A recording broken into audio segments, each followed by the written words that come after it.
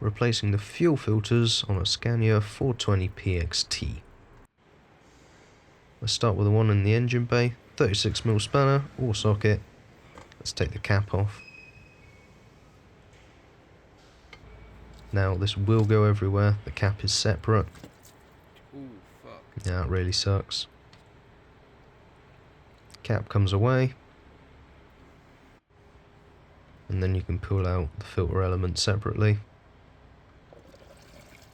Don't be too scared, it's only diesel. Make sure to replace the cap, O-ring, and to give it a little bit of lubrication. Check you've got the right one. And put him in.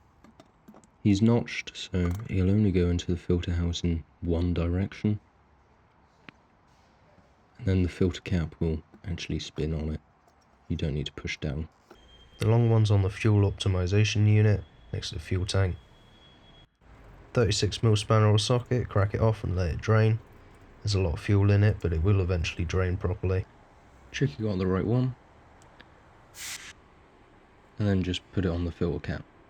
Make sure you change that O-ring as well. Do it back up, 25 Newton meters. These new Scanias are either very good at holding fuel, or they are self-priming with the new fuel optimization unit. If yours doesn't self-prime and there's no hand primer, check the dashboard and check your diagnostics computer, see if you can start a priming sequence.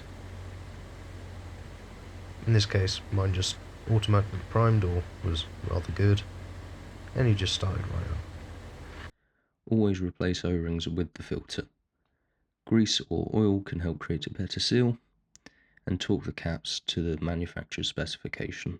Lightly lubricate threads to prevent seizing, and consult the workshop manual for more information.